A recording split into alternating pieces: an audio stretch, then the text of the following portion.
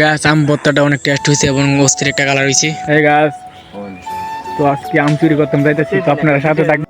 তো গাছ আমরা এই রাস্তা দিয়ে যাবো, তো এখানে একটা আম গাছ আছে, তো আম গাছে গিয়ে দিই, মানে আম গাছের দ্বারা গিয়ে দিই আম আছে কিনা, তো একটু ওয়েট করেন। তো গাছ প্রচুর রোদের মধ্যে যাইতে হইতেছে, তো কিছু করার নাই, তো আম চুরি করে খাওয়ার মজা একটা আলাদা। তো চলেন যাইতে তাই। গাছ আমরা এসে বসছি খুব কাছাকাছি, তো গাছটা হইতেছে ওই যে, তো এখানে 2-3টা গাছ আছে, তো দেখি কোনটার মধ্যে আম আছে। তো গাছ আমরা হাঁটতে হাঁটতে সামনে এসে দেখলাম যে একটা ভাঙ্গা জায়গা, তো জায়গাটা ভাঙ্গা হইলেও কিন্তু দৃশ্যটা কিন্তু অনেক সুন্দর ছিল। গাছ গ্রামের সৌন্দর্য মানে প্রাকৃতিক সৌন্দর্য।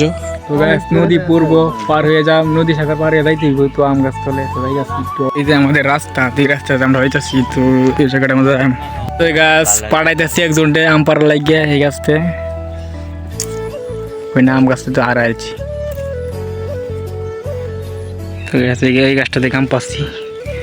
গাছ দেখতে থাকুন, চুরি করার মজাই আলাদা। আম পাড়া কমপ্লিট, তো আমগুলো দেখেন অস্থির জুস। তো আম পাড়া শেষ করে তো আম কাটার জন্য প্রস্তুতি নিতেছি, তো একজনটা বলছি আম কাটার জন্য, তো অবশ্যই আম কাটে শেষ করলাম। তো গাছ আম ছিলানোর জন্য মিশিং আনা হয়েছে, তো মেশিন দিয়ে আমরা ছিলবো, ছিলে তারপরে ভর্তা বানাইবো। তো অবশেষে মেশিন দিয়ে আম ছিলানোর কাজ চলতেছে।